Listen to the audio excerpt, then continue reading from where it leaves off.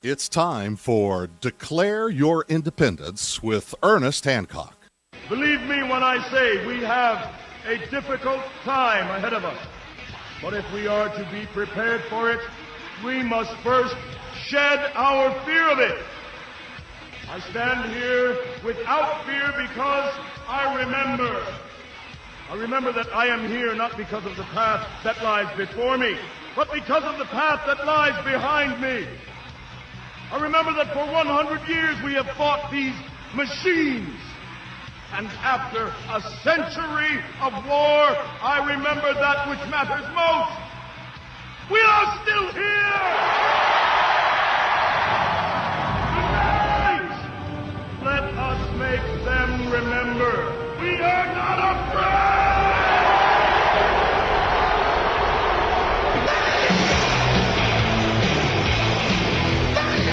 No fear, no fear, no fear here on Declare Your Independence, even though there's a lot of reasons for us to be afeared from bad guys. But I tell you, the limelight, the bright light, the spotlight of truth, uncovering the secrets, exposing the lies. That's what we do here on Freedom's Phoenix and Declare Your Independence with me, Ernest Hancock, and my very, very, very, very special guest is John Perkins. Now, he's author of the book Confessions of an Economic Hitman, and he was an economic hitman in the Middle East. We're going to talk to him. John, I got you there?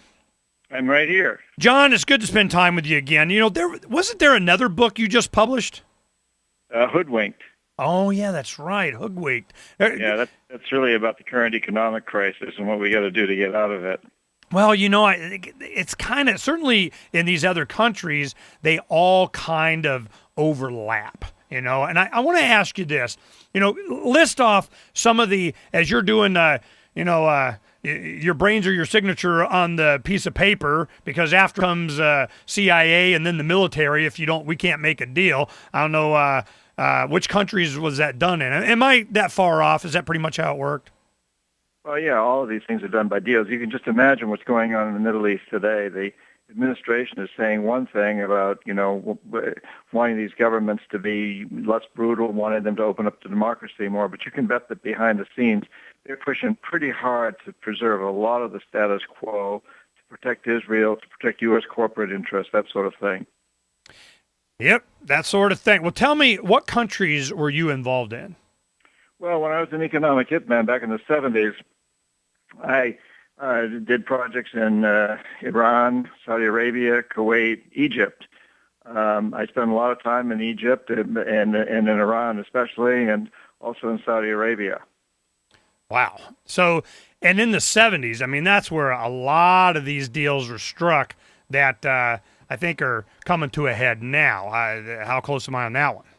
Well, I think it's fair to say, Ernie, that had we back in 1950, early 1950s, supported Mossadegh, the democratically elected president of Iran, if we had supported him, and all he really wanted to do was get the oil companies, particularly what's today known as BP, to give them a fair share of the profits to the Iranian people. That's all he wanted to do, was have them protect the environment and give a fair share of the profits to the Iranian people. If we had supported him, I've often thought that would have changed the whole face of the Middle East. He was democratically elected, very progressive, a very enlightened leader, but instead we took him out. We didn't want him meddling in international oil affairs, and so we sent in Kermit Roosevelt, a CIA agent who fomented a revolution against him, threw him out, and replaced him with Shah of Iran, who was a despot, as we all know. And of course, the backlash from that came many years later in the very late 70s, when the Shah of Iran was overthrown, replaced by the mullahs.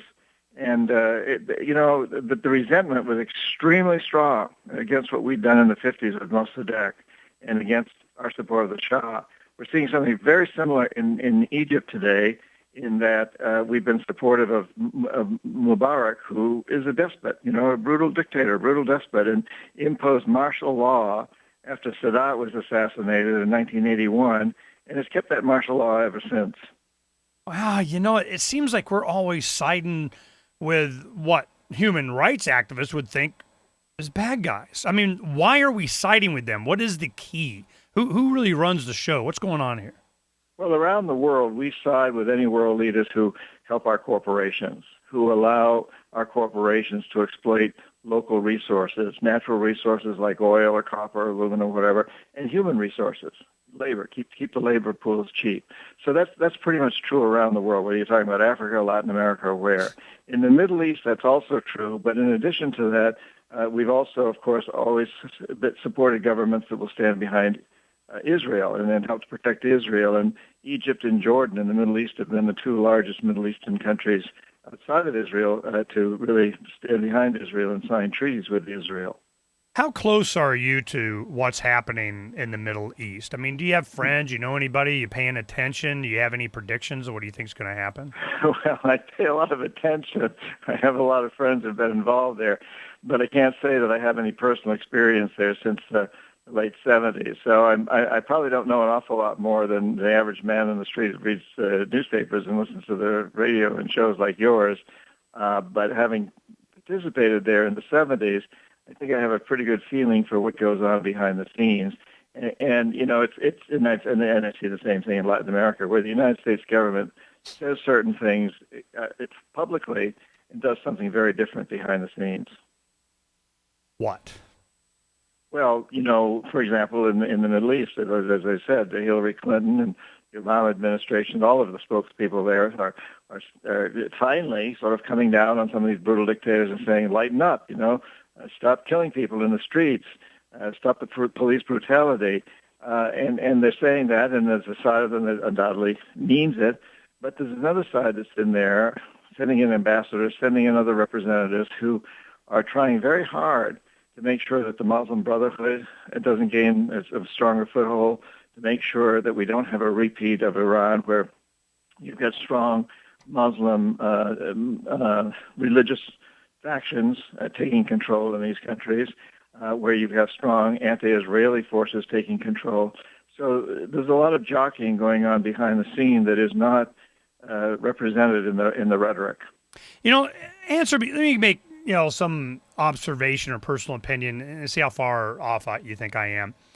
I keep getting the impression that our involvement with any other country is always about putting the guy in charge that we support with our foreign aid. We send them billions of dollars. We send them military aid. We give them advisors. We even have what you would call jackals taking out problems. And if necessary, we'll even send in the military to make sure that we have, and they'll use whatever rhetoric. We can't allow this regime, they always call it regime, we can't have this kind of people be in charge because they're bad, and we need these kind of people because they're good. And it always comes down to some business interest. And I'm thinking, the biggest one probably would be oil. Well, as time goes on, do you think the people that live there, outside of the controls of their own government, had access to information like they do now with the internet? Because before, all they had to do is, wait 20 years. We'll just, re-educate an entire generation into whatever the heck we want. Heck, they do it here. So I'm getting the impression that for the first time, Generation Next, these young people are starting to get, like with the WikiLeaks cables and so on from the State Department and so on, they're having confirmed for the first time that they have been living their entire young lives under a puppet government of the United States. And I was looking at the demographics. The median age in Egypt is 24. 33% of the people are under 15. I'm going, how can you possibly have access to archived information and not understand how screwed you are by the United States freaking government and whoever controls it? Which then ask, again, who controls it? So I'm just, some more macro opinion on this from the people that are there. And I guess we're going to have to wait till we come back from the break, John. But go ahead and think about that, because that's a good point. I mean, are we just witnessing a change based on demographics, based on access to information, based on we've been liar, liar, pants on fire, and it's all coming out? Is it that simple, or is there more? And what would happen if we just went away? We'll talk about it John Perkins, Confession Economic Hitman, just a little bit.